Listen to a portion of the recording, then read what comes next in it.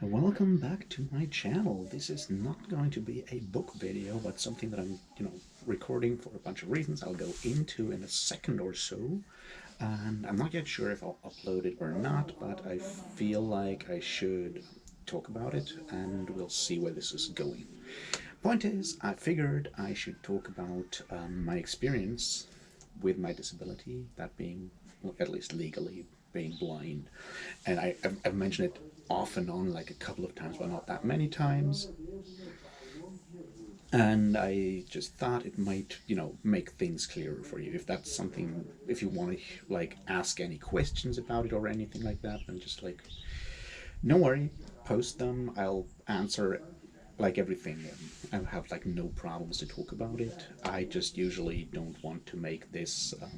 I didn't, I don't want to make this like the thing about the channel or me for like a reason that I'll go into later on as well. Yeah, let's sit down and have us a talk about being blind and stuff. Not very impressive, is it? Anyway, cheers.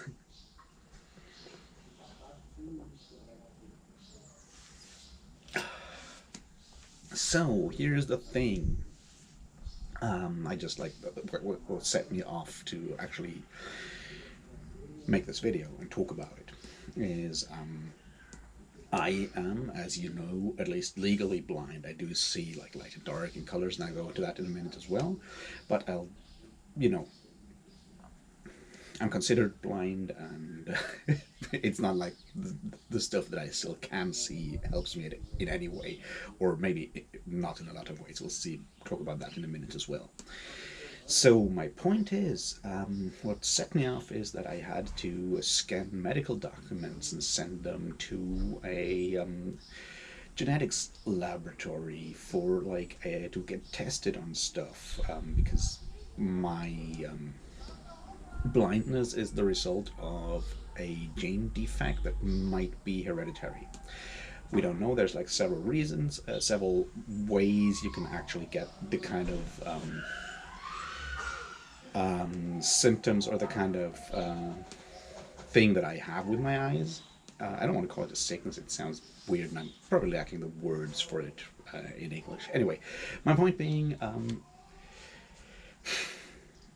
it might be genetic, and it might be that I inherited it from my parents or somewhere back in the line. And obviously, we don't have like I don't have any like my parents don't have that. My grandparents didn't have any symptoms and so forth. So it feels kind of weird, but it is a question that needs to be solved if you plan to have kids or someone else in my family plans to have kids. So that information needs to be figured out at some point. At least nowadays, that we can do that with like genetic sequencing and all that stuff that I have like no idea about because I'm, you know, not a scientist in that regard. Anyway, so I had to, scan that thing and send it in, and I've been like very, very reluctant about doing that for ages. I should have done it like months ago, and I've just been like super like dragging my feet on it, and that got me thinking about like why am I dragging my feet about this, which is really like nothing. I'll send them the documents. I'll go there. They take some like a blood sample or something, and then I'll get like a letter later on. It's not even that like I plan to have kids at this point in my life. I'm not. But it's information that someone in my family needs. So I'm basically, my reluctance is putting them in like an awkward position, and I feel terrible about that, but it still took me ages to actually get it done. Now, there's obviously some mental health issues there that I'm not going to go into today, that also prevented me or like made it so difficult to actually get that shit like started and sorted out. But there's also, this is the thing that like dealing with blindness or dealing with a disability is kind of difficult sometimes, even for someone like me who's dealt with it for like all his life.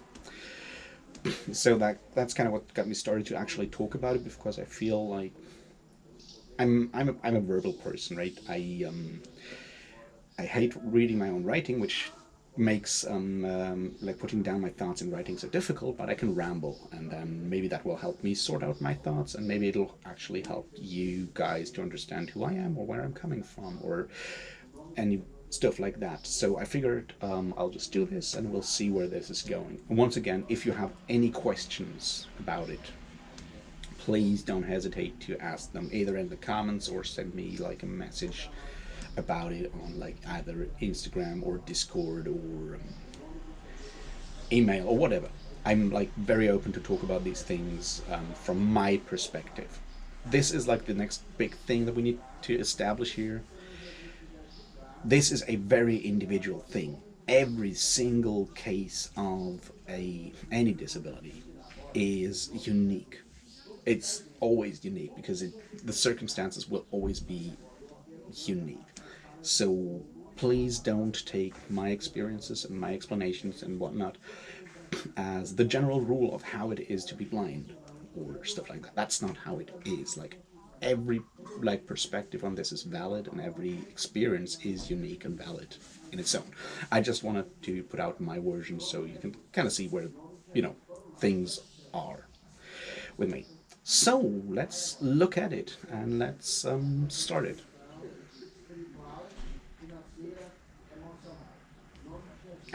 What is it that what is it that's actually wrong with my eyes? Now, what's wrong with my eyes is a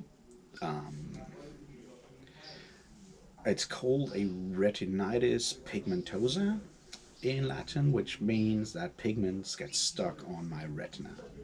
It's and this makes it very difficult. While eye surgery and stuff like that has become incredibly powerful in the last couple of decades, the retina is still something of a very difficult part of the eye. I'm not particularly well read in those subjects because I try to avoid thinking about it and dealing with it in a lot of ways. But like very simple explanation, and medical students and people who know more about it will probably explain it way better and explain it more correctly. But this is how I would break it down. What happens in general is that if we go out into the sun, our skin produces melanin, right? So our skin gets darker, at least for people with light skin to start with. And then that's kind of stuff that melanin gets, on every skin. Now that means that it also gets put on our retinas, which means when we look into the sun, there's melanin produced on our retinas, which we don't want there because obviously it kind of clogs up the retina and we can't see through it anymore. So we usually have some enzymes that take care of that and just take away or hinder the production of melanin on our retinas. And that's my issue. That doesn't really work well with me. So over time, my retinas get clogged up with melanin and I can't see through them anymore. That's the very, very basic rundown. What that means is that when I was born, my eyes worked pretty much normally, and over time I lost my eyesight. I learned to read like normal books. I learned to write and everything. I like everyone else. And for say the first, I wore glasses at some point, but for like a different like eye condition that was just like regular farsightedness or something like that. But for a long time, I didn't realize that there's anything wrong with my eyes, right? Because it was so very, very limited. And also, as a kid, you don't think about those things that much. I mean, at all, most of the time. Apart from, the glasses that get you, like, bullied and everything. Just like every other person that wears glasses has probably had that experience at some point in their life. That some other kids who don't know better just make dumb comments about glasses. We've been there, done that. Never mind. So for the longest time, I didn't even realize that. I mean, I knew something was wrong with my eyes because there were some tests and stuff, but it's very difficult to realize that when you're like a kid. But over time, it got more and more difficult. And this, I feel, is a vital part of it. Perception. The point being that when you, oh, in my case, I, the this like the degeneration, or I don't even know the word for that, like the slow death of my retinas, is so slow that it's very difficult to notice over time. And perception is mostly done by the brain, anyways, right? So a lot of the time we don't actually look at stuff. I mean, we look at stuff, but only on in our focus, and the rest of it is just added on by our brains because we've looked at places in general, and we basically know how things look. So a lot of the time, and this works very well for me as well, it's like it looks like nothing changes, nothing is wrong until you go somewhere and there's something yet that you didn't see. And it's also because it looks from my inner personal perception. Perception is obviously something that's very, very personal and difficult to talk about. It looks like it's not there, and then I run into like a lamppost or something because I didn't see it. Works the other way around as well. It's like if there's been like a tree forever and I walk past that tree and someone cuts down the tree, until I actually notice that that tree isn't there anymore, I'll probably still see it in like the periphery of my vision, or it look like that. So what I mean is, it's very difficult on like an intuitive level to realize for me that I'm losing sight, or it was for a long time. It's basically only with things that you only do in like longer intervals that you realize, or I realize, that something is wrong. I mean, as I said, on a rational level, I obviously knew about my diagnosis and how this works, but in like a personal and intuitive way, I it's very easy to ignore that shit, right? It's like, I don't know. I remember like taking a train home like every, I don't know, 2, 3, 4, 5 weeks, maybe something like that, visiting my mother and sister, and looking at the timetable boards at a train station, which is something that I usually didn't do, but you have to go and check if you're on the right platform in like a train station like Frankfurt, which is a huge train station for those people who have forgotten how train stations look because your country has decided not to use trains that much. Point is, it's something that I only did every couple of months, probably. And that's something where one example where I just like actively realized that like last time I looked up there, I still could read the number of the platform, and now I can't. Which obviously has an emotional impact, a huge emotional impact, when you realize it's something that you could do all your life, you can't do anymore suddenly. Even though, that kind of has like an emotional impact a lot on me, at least, because I don't like not being able to do stuff, which is something that we're going to go into in like a second as well. So that's kind of where like these things intuitively hit home. But in like the to day life, it really doesn't actually feel like I'm seeing, like my visibility, like my vision is dying or going down, or it didn't feel like that for a long time. So there's that. Same with, you have good days and bad days. Like I read books or read books or whatever, and then um, like one day was like super difficult to read, and like the next day works again. It's like, okay, probably I was just like super tired yesterday, which probably was. But you know what I mean. So that's kind of how that feels on a personal level. It's like, you don't, in your day-to-day life, I don't realize that my sight is going down further and further, and it's still going down. I mean, that little bit of sight that is there, we're going to go into that in a second as well. So when did these things like dramatically change? Well, obviously, that time where everything dramatically changes, puberty. So that's when it like usually that kind of thing just like increases, or like my vision decreased drastically. It's like I could read books, normal books, until I was 14, 15, on like in a way where I could read a book, like an actual book, and not just like a small piece of text, because before it was like too difficult or too stressful for my brain and eyes and stuff. That's kind of when these that kind of thing mostly fell away. Larger print was still possible, but like regular book print kind of around 15, I would say. 15, 16 ish. I did ride bicycles until I was like 14, which was a dumb idea at that time already, but I still did it because, you're a kid. I was a kid. I didn't want to think about like the risks that much.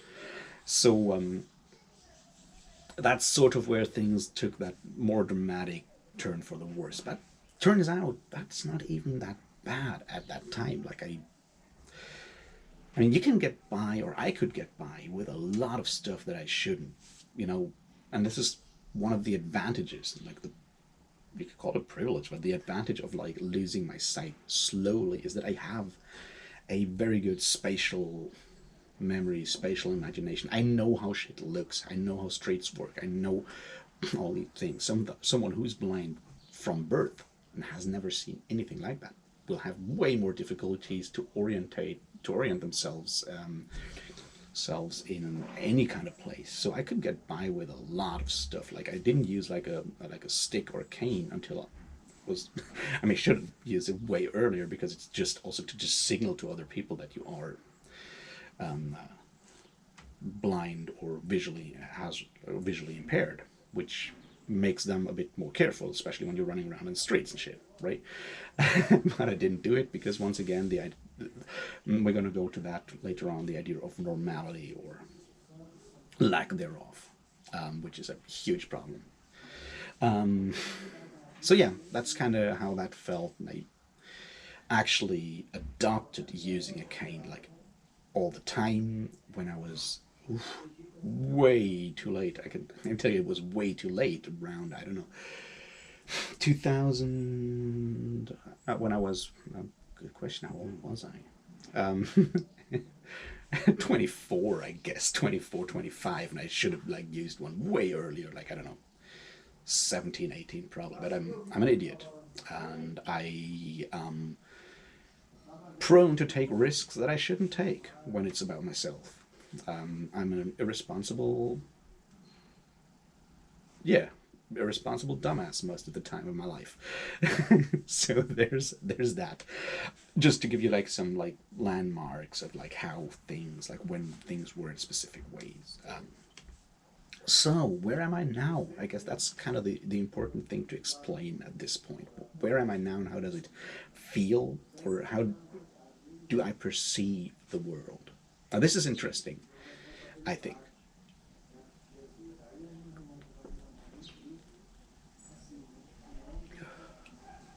All right. Um, Now, the important thing to understand here is that when I look at the world, it doesn't really feel strange to me, because this is like, it's changed over time. It's just normality. It's not like I see nothing and there's darkness, right? That's not how it works. It I walk through the world and it kind of feels like, it feels normal. I'm kind of light sensitive, so yeah, it my eyes start hurting when I walk around. The sun is too bright and everything, so there's that. But apart from that, I it feels normal. Like maybe a bit blurry at this point. Vision is a bit blurry at this point in general. So that's how it feels to me. Like now that I'm looking at the camera, I kind of have this like white thing like from the window frame on my right, and I see the sun is over there. When I move my hand like this, I at least see some kind of movement and stuff like that. And the terrible thing to understand here is that I probably don't see any of that. It's just all, I know it's there, so it's made up by my brain. And that's like the crazy part in there. It's like it doesn't feel to me like I'm blind, but I am, or as close as makes no difference at this point. I mean, I can see light and dark in general, of course. You know, I switch on light in like a dark room, I see that difference immediately. And yes, I do see movement when it's close to my eyes and in front of my eyes, you know, because it's just like a change in like the light and dark thing. And I do kind of see colors still if I hold them close to my eyes, and they're like bright colors. I probably can't tell you the difference between blue and green or something, but I can certainly tell you if, like, I don't know, when I pick up t-shirts in the morning, which are like a huge pile. I'm not going to go into that mess now, but I can tell you the difference between a dark, like a black shirt and a white shirt, or probably even a red shirt. Those like really strong colors, I can tell the difference. That's just about it.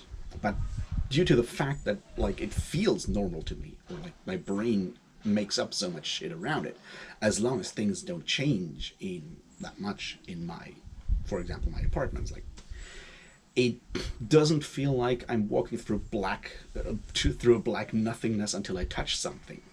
That's just not how it works or feels to me, which can be something of a mindfuck by itself. I can tell you that. But that's basically how it is. But in literal, like technically, I can see light and dark and movements when they're close and bright colors. That's sort of the limit of it. But due to the fact that I've used to see more or less like a normal person, we're going to talk about normal in a second. I have a good imagination. I have like visual memory. I have visual. Yeah, I have like visual imagination. I know in my brain how things should look and so forth, which makes it a bit more bearable, I guess, in a lot of ways. I'm not quite sure.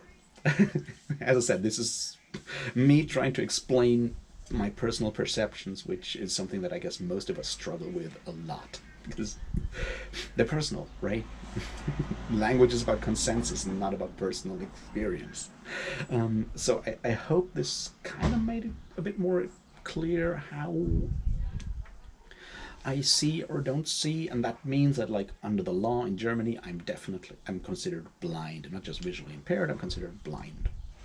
It, you know, but I just wanted to make clear that this doesn't mean that I don't see light and dark and stuff like that. There's no perfect blackness there.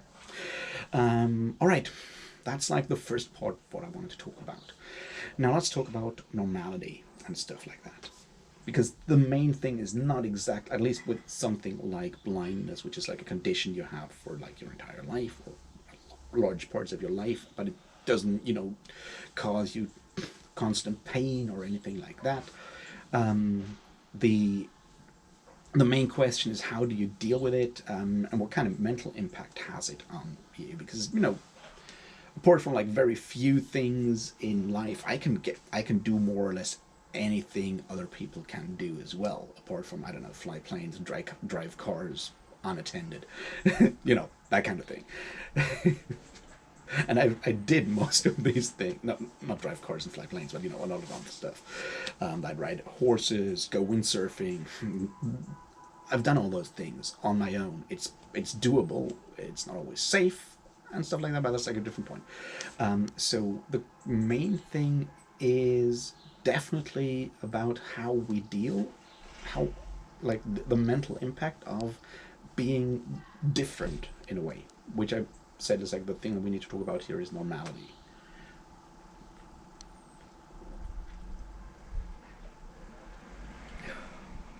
And normality doesn't exist. Now this is like something that I is interesting to look at because on the surface we as at least in like Western society have become a highly individualized society. Everyone wants to be unique. Not like everyone is unique, and everyone wants claims that they are aware of their uniqueness and their individuality and everything like that. But subconsciously, we still have these ideas of what the so-called normal, and there's a problem with that word, human being is like that, being like physically halfway hale, having the average, like, two legs, two arms, two working eyes, nose, ears, like sensory organs working, all of that, and it's subconsciously assumed, and this puts on some, like, at least in the beginning, until you, or at least for me, for a long time, it put on like this subconscious pressure that you want to be like everyone else.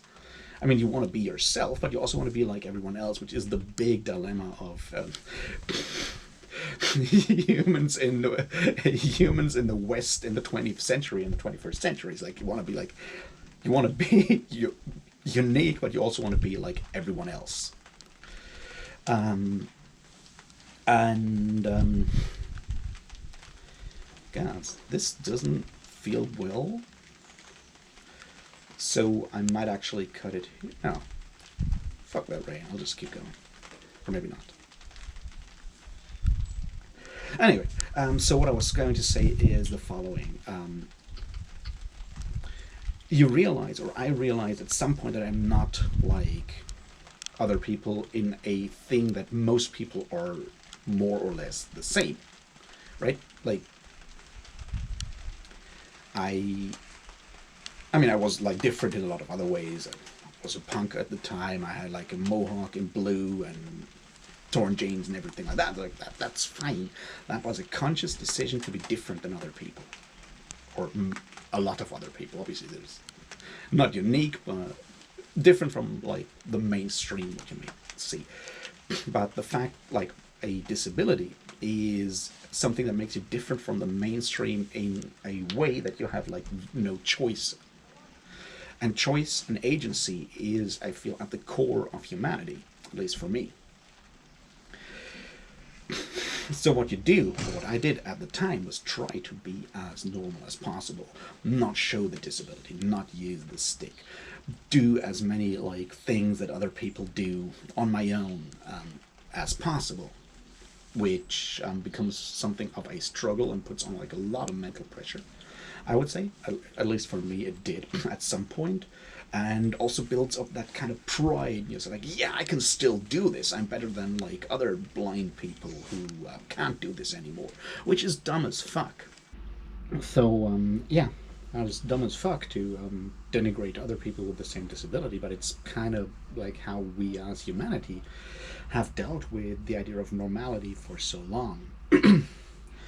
um, by which I mean that we add like this, that we raise normality or being normal onto this like high pedestal, while as being not normal or being abnormal has already like this negative connotation to it. And especially if you're like a kid or a teenager at that time, where you're already trying to figure out where you fit in, it's very easy to fall into that trap. I've kind of left that behind, I hope, in general.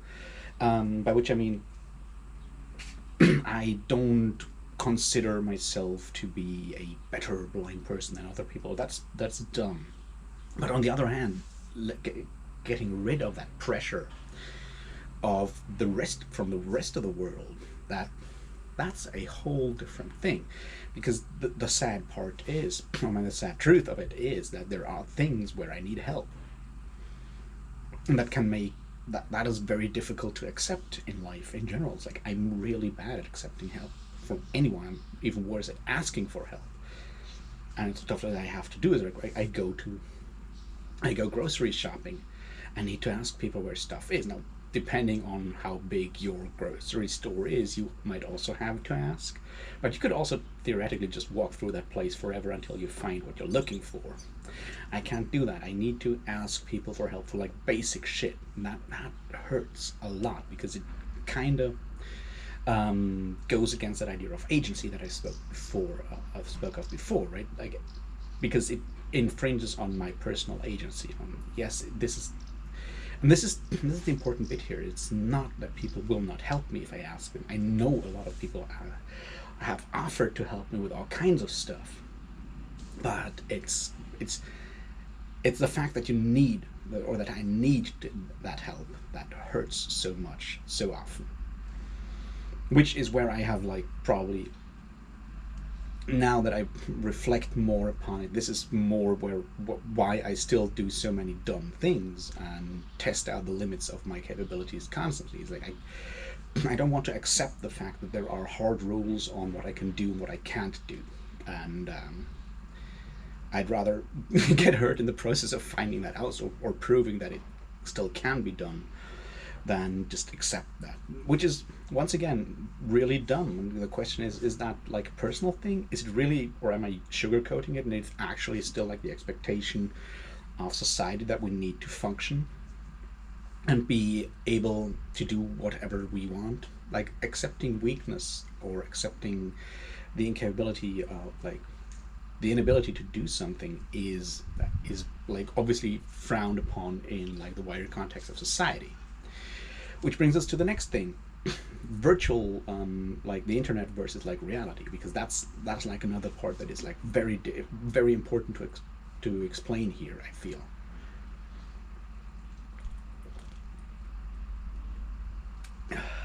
the digital world, the internet, social media, has in like some ways been ahead of the curve. Like the acceptance of being different has long been a hallmark of different internet platforms. Like we are very open about all our like mental health or physical health issues. We in general on that platform, on some platforms people are praised for being brave, for speaking out and whatnot, and that is great. Now the point that I feel we're still struggling with is actually translating that into like physical life, into physical reality, stuff like that, because it's very easy to or relatively easy to accept someone's otherness on like Twitter or Instagram or what have you. It's way more difficult when you actually have to interact with that person in like in the physical world and actually need to help people in like sometimes awkward situations and stuff like that. It's a way different thing. And it's like one thing that I remembered. It's obviously not a general thing, but it's something that has like stayed with me forever because it's in a lot of ways so toxic. And I'll just explain it, and then I'll explain why it is so toxic. And that was like a long time ago. I'm not gonna name names or anything. Um, a friend of my then partner told her that she was so brave because she was in a relationship with me, because that friend could not be like stand it mentally to be psychologically to be in a relationship with a disabled person. And that made me super fucking angry, because there's a lot of reasons why people should not be in a relationship with me, or should, or those who try are very brave. I'm not always an easy person to be around, but those have like nothing to do with me being blind. And that's, well, the fact that people still think that way in general is a huge problem, because on the one hand it kind of reinforces that fear of disabled people, in that case me, that we are not accepted by society, or that it is, I don't know, a bother to deal with us, or work to deal with us, that people might just not have the energy for, or whatever, that we're special in like a negative way because it's way more effort to deal with us than it is with, or to deal with me than it is with other people. And that's super toxic, because it's very difficult to get rid of that mindset, because you know a lot of other people will definitely say the opposite. It's like, no, it's fine and whatnot, but that one negative voice hits so much harder and stays with you all the time, or at least with me, because I tend to question everything all the time anyway. And it's like, yeah, but maybe the other people are lying because it's easier and they want to clean conscience and whatnot. Maybe that one person actually spoke the truth, and that is something that I've like struggled with a lot for a long time. Like, I feel I'm at the point where I just don't care anymore whether people accept me or not, which brings its own freedom in a way, but also comes like basically by accepting that I will never live like a whatever might be a normal life, or that there will probably be less like long-term friendships or relationships or whatever, because maybe I'm just like difficult to be around on like all kinds of different because of all kinds of different reasons.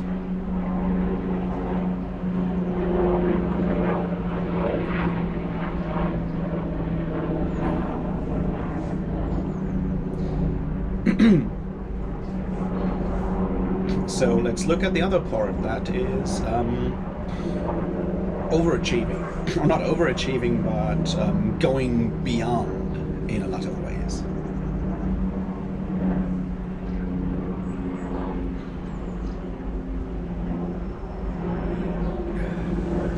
Now, those of you who've kind of followed my videos for a while, heard me drop hints here and there, know that I've done quite a few like weird things over not weird things, but like things that a lot of other people don't do. I travel a lot, which isn't that special. I have organized tours for bands and been on tour with them as a tour manager. I've booked a festival. I've started a record label. Yeah, I traveled on my own with like no one to help me or whatever, to Athens to see a concert there, and then flew to Bulgaria for another concert, shit like that. I do these kind of things, and I more or less intentionally seek these extreme situations. Whenever I do something like that, a lot of people afterwards are like super impressed with me, and I would lie if I would say that this doesn't, feel good when people tell you that you're an awesome person and shit like that. But it is very much, I feel, mostly to prove to myself that I'm able to do these things.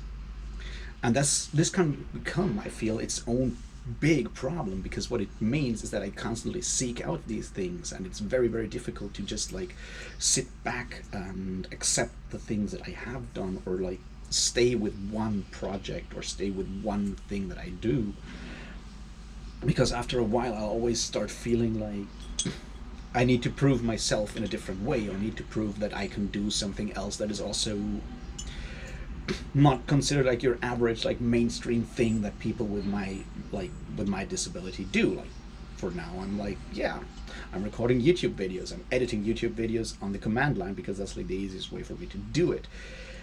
And I'm painfully aware of all the problems that come with this. I cannot control how the video looks of these things that I'm recording here. I can't really easily do thumbnails. I'm still thinking about ways that I could probably, maybe, possibly use to make thumbnails, because I figure thumbnails are like a huge thing that I'm missing with my videos.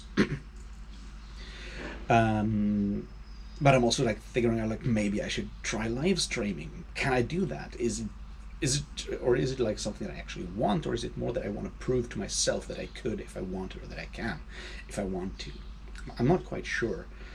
This is like the opposite. It's like every time something doesn't work the way I wish it works, or like anything is like, I tend to first think that it is maybe because I'm blind. It's like, now I've said that like recently, like a different video. It's like I'm not going to complain or anything, but certainly like views on my videos haven't been that great over the last couple of weeks. It's like subscription, like the growth of the channel has kind of stagnated, and all of that, and like it's like it automatically makes me think questions like, is it because of like I produce dumb content because like no one wants to hear me talk, or is it for other reasons? Is the video quality really bad? Would thumbnails help? Should I do something else, like do more like fancy editing on the stuff that I do? Because obviously I don't edit at all unless I really have to, like now with that jump cut between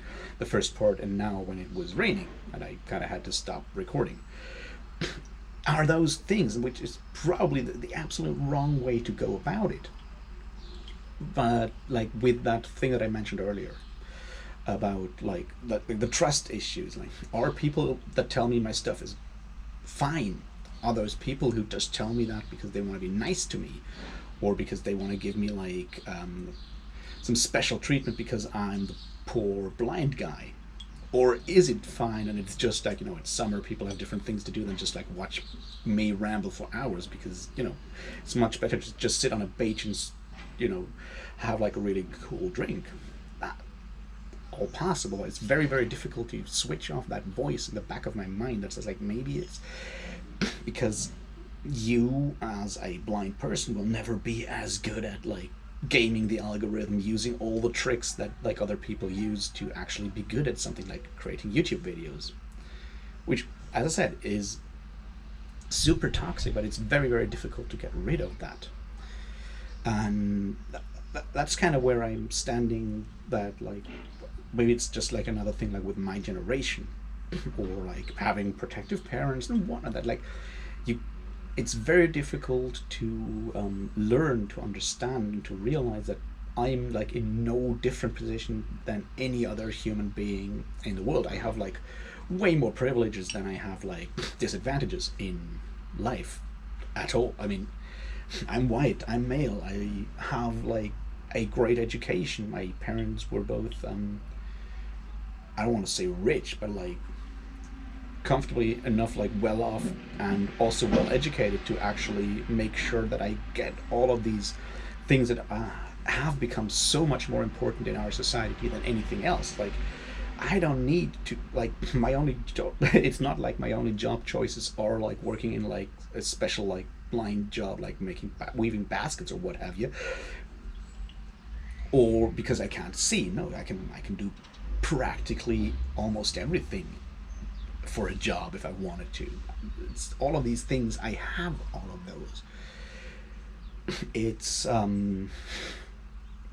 do I want to go with this?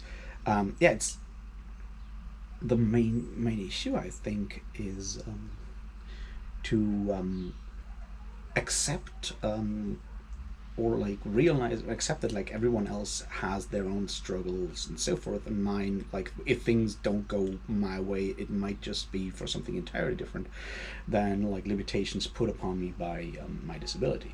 And yeah, as I said, accepting help is, like, one of the main struggles here.